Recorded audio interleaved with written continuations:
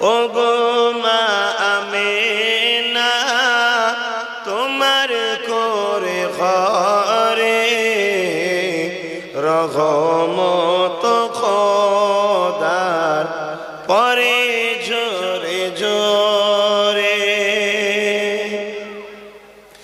সাহাবী চরণ চুমে ধন্যই গোলাপ ফুল সাহাবী চরণ চুমে ধন্যই গোলাপ ফুল নামটি যাহার মাখা মুহাম্মদ রাসূলুল্লাহ আল্লাহুম্মা সাল্লি আলা।